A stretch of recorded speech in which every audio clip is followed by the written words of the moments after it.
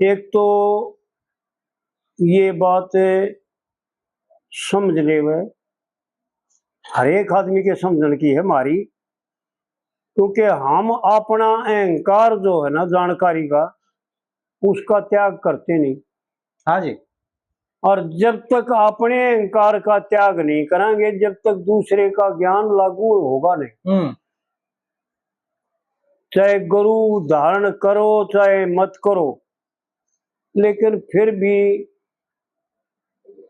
हमारा सबका ये परम धर्म बनता है, फर्ज बनता है, कर्तव्य बनता है कि जो भी ज्ञान की चर्चा करता है, थोड़ी घनी जैसा भी उसका भाव है और जैसा उसकी बुद्धि ने ग्रहण किया और जैसा उसकी बुद्धि के द्वारा उसका वर्णन किया गया, उसको ध्यान से विचार करके देखो। अपने अहंकार में यूं ना बैठा रहे कि भाई मैं इसने के नाम के कर दिया उन्हें खाम खा, यानी डिलीट करके बैठ जाना, ये कोई बढ़िया बात जी। उसको गहराई से देखो, विचार करो कि भाई ऐसा फिर शास्त्रों से मिला करके देखो। जी जी जी।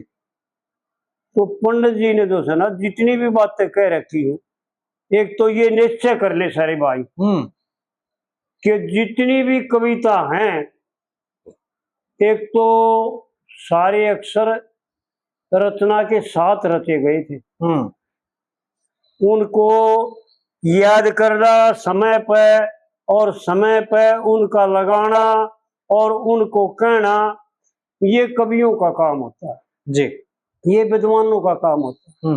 सब कवियों ने व्यवहार को अच्छी तरह से गाया। हाँ जी। और व्यवहार की कविताएं बनाई। एक तो हमारी समझ में यूं ना आया कि लोग ब्रह्म ज्ञान की परिभाषा क्या करते हैं, ब्रह्म ज्ञान का नाम क्या है, परिभाषा क्या है जी। मंगेराम का भी ब्रह्म ज्ञान और दीपचंद का भी, उसका बाज्य भगत का भी ब्रह्म ज्ञान जी, और दयाचंद का भी ब्रह्म ज्ञान और सारे का ब्रह्म ज्ञान। हाँ जी।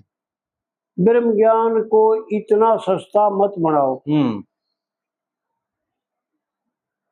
असल में तो जो यूं जानते हैं कि लक्ष्मी चंद का ब्रह्म ज्ञान, लक्ष्मी चंद का ब्रह्म ज्ञान, ब्रह्म ज्ञान किसी का भी नहीं है जी। ब्रह्म ज्ञान ना लक्ष्मी चंद ने कथया, क्योंकि जिस ब्रह्म ज्ञान को सुरति और समर्ति उपनिषद और ब्रह्म सूत्र नेति नेति कहकर हार गए, हाँ जी, उसका फिर मनुष्य कैसे वर्णन कर सकता है? वो तो कथ्या उड़ है पहले कोई समझे तो। जी। जब वेदों ने भी शास्त्रों ने भी जो भगवान के मुखारबिंद से निकले, हाँ जी हाँ जी, यानी सोम भगवान ने भी यूं कह दिया कि हे अर्जुन, मेरी विभूतियों का अंत नहीं हो सकता हजारों सालों में भी जी, और ना कोई वर्णन कर सकता। हाँ जी। शेष महेश शारदा कोई वर्णन नहीं कर सकता, लेकिन मैं तेरे को समझाने के लिए अपनी विभूतियों का मुख्य मुख्य वर्णन करता हूँ जी। तो सोम भगवान भी नाट के जो अपनी पूरी तरह से विभूति बता नहीं सकते, क्योंकि भगवान ने भी नहीं पता होता जी, जैसे इंसान ने नहीं पता होता कि भाई यहाँ के बाद हम क्या करेंगे। किसी ने बेरा है नहीं जी। इसी प्रकार परमात्मा ने क्या करना पड़ जाए, क्योंकि परमात्मा देवताओं के लिए और भक्तों के लिए नाना रूप धारण करके और नाना तरह तरीकों से पशु पक्षी मनुष्य आदि बन करके और संसार का उद्धार किया। तो वो कैसे जान सकते हैं, कैसे कह सकते हैं कि भाई मैं नरसिंह बनूंगा, मैं बरा बनूंगा, क्या पता बनूंगा कि ना बनूंगा। हाँ बिल्कुल, मैं हैगरी बनूंगा या मैं हंस बनूंगा या मैं नर नारायण बनूंगा, ऐसा कोई उल्लेख नहीं। जब वेद भी नीति नेति सुरति और समृति भी नेति नेति कह करके और चुप हो गई, तो ब्रह्म ज्ञान का वर्णन करना कोई आसान बात नहीं है। जी। किसी ने भी, पंडित लक्ष्मी चंद ने भी ब्रह्म ज्ञान का उपदेश नहीं किया, ज्ञान का उपदेश किया और वो बातें बताई जो विहित कर्म है, जी। जो करने योग्य कर्म है। पंडित जी ने बस यो किया, इन हमारे सारे कवियों से न्यारा, सारे कवियों ने व्यवहार गाया, किसी को भी देख लो। और भाई इतने बैठे, हाँ इतने आजावाड़ है, यूं देख लेंगे कि भाई एक कविता उसकी ले आओ और एक कविता पंडित जी की ले आओ, लेकिन व्यवहार काल और परमार्थ काल। हमारे यहाँ परसों त्रिपाठी साहब से बातचीत हुई, एक प्रसंग आ गया, मैं बोला भाई हमारे यहाँ लोक में 3 माँ हैं प्रसिद्ध जी। पृथ्वी माता और जननी माता और गौ माता जी। त्रिपाठी साहब बोले वेद व्यास जी लिख रखा, वो तो वेद व्यास जी की बात है। अगना 7 माता है। आया जो है तो पहले राजे महाराजा के साहूकार लोगों के आया होया करती थी। आया। हाँ आया। और वो अपना दूध पिला करके बच्चे को पाला करती थी। जैसा उसके देख उसका नाम भूल गया मैं, वो कौन था, उसने धान है जो से ना, महाराणा प्रताप। महाराणा प्रताप था। हाँ अपना बेटा दे करके, वो पन्ना ध्याय थी। हाँ हाँ जी, अपना बेटा देकर, अपना बेटा दे करके महाराणा का पुत्र बता दिया। हाँ जी, हाँ जी, हाँ जी। तो वेद व्यास जी ने व्यवहार काल में 7 माताएं लिखी। पंडित जी बोले त्रिपाठी साहब भाई माँ 7 हैं, वेद व्यास जी ने लिख रखे, मैं अपने घर से नहीं। मैं बोला पंडित जी बात तो ठीक है, आपकी वेद व्यास जी ने लिखा वो गलत नहीं है, वो सम्मान के योग्य माँ हैं, व्यवहार काल की माँ है, परमार्थ की माँ 3 है। वो माता समान होगी। हाँ, जो वो बाकी रहेगी माता समान है वो। फिर 5 पुत्र बताए का उसने परसों फिर वो लिखा है वेद व्यास जी का, 5 तो पुत्र यानी पुत्र समान माने जाते, जैसे दामाद है पुत्र के समान। हाँ जी। और बेटे की बहू पुत्री कैसी मानी जाए। इस तरह से 9 पिता और 5 पुत्र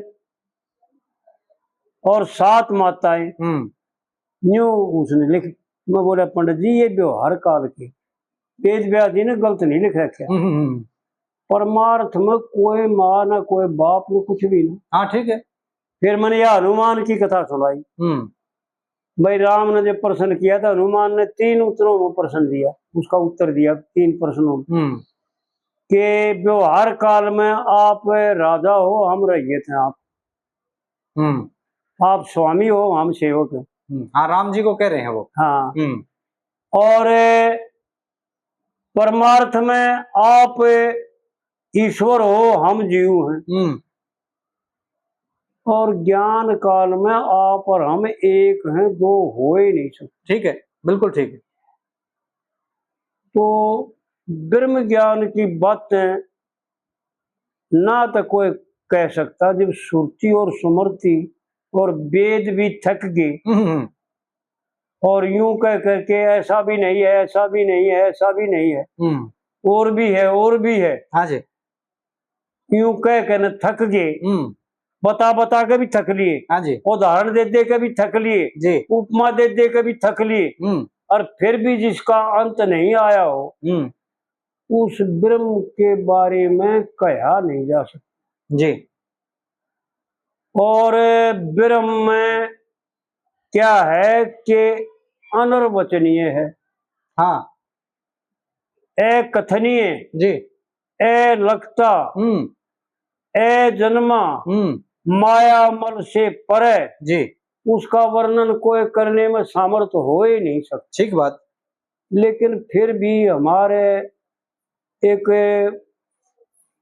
ऋषि से उन बावड़े लोगों ने तो यूं कह दिया कि पंडित जी का ब्रह्म ज्ञान, और हमारे पक्षपाती लोग जो थे, पक्षपात करके मांगेराम का भी ब्रह्म ज्ञान, भाई फलाने का भी ब्रह्म ज्ञान, सबका आ गया जी फिर। सबके ब्रह्म ज्ञान हो गए। फिर ब्रह्म ज्ञान तो न्यारा कुछ भी ना। हाँ ठीक है। अगर वास्तविक में देखा जाए तो सबका सब ब्रह्म ज्ञान ही ज्ञान है, हाँ जी। ज्ञान से भिन्न अन्य कुछ भी नहीं। तो कहने का मतलब ये है कि भाई जो शास्त्र विहित, उनको कहते हैं विहित कर्म। हाँ जी। वो ज्ञान के साधन है, इसलिए उनको ज्ञान कहा जाता है जी। शास्त्र भी उनको ज्ञान कहता है और विद्वान लोग भी उनको ज्ञान मानते हैं जी। लेकिन वो ज्ञान असलियत में नहीं है, वो ज्ञान के साधन है। हाँ। अंतःकरण को पवित्र करने के साधन है। और जब अंतःकरण पवित्र हो जाता है, जब उसमें जो ब्रह्म ज्ञान है ना, वो अपना स्वरूप ही है। हाँ ठीक है बात, उससे न्यारा कुछ भी नहीं जी। तो पंडित जी ने जितनी बातें कही है ना, वो विहित कही है। ज्ञान है वो, यानी करने योग्य जी। और शास्त्र के मुताबिक जी। इसलिए जो है ना, पंडित जी की कविता न्यारी है और व्यवहार काल न्यारा है। पंडित जी ने भी बहुत कविता ऐसी है जो व्यवहार काल की है।